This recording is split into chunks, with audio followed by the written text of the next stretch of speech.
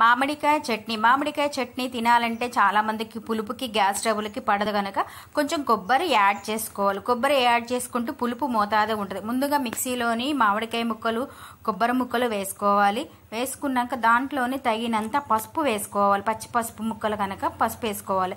తర్వాతకి ఉప్పు వేసుకోవాలి. ఉప్పు తగిన మోతాదులు వేసుకోవాలి. కానీ కారం మాత్రం పచ్చి ముక్కలు కనుక పులుపు కనుక కారం ఎక్కువనే పడుతుంది. ఇవన్నీ వేసుకొని మిక్సీ చేసుకోవాలి. మిక్సీ చేసుకుంటే అది పొడి పొడిగా ఉంది కదా, మెత్తగా కావాలని నీళ్లు పోస్తారు. నీళ్లు పోయకూడదు. పచ్చి మామిడికాయ ముక్కల్లో నూనె పోయాలి. నూనె పోసినాక ముందు బౌన్ పెట్టుకొని బౌన్లోని నూనె మరింతనే వేసుకోవాలి పోపులు వేయడానికి. ఎందుకంటే పచ్చి మామిడికాయ ముక్కలు కనుక ముందుగా రెడీ చేసి పెట్టుకున్న పోపులు వేసుకోవాలి. అందరూ వెల్లుల్లిపాయ వేస్తారు. వెల్లుల్లిపాయ తినాం కనుక మేము వెల్లుల్లిపాయ వేయట్లేదు. ముందుగా పోపులు వేయించుకోవాలి. వేయించుకున్నాక మిర్చి వేసుకొని కొత్తిమీర కరివేపాకు వేస్తాం తాలింపులో.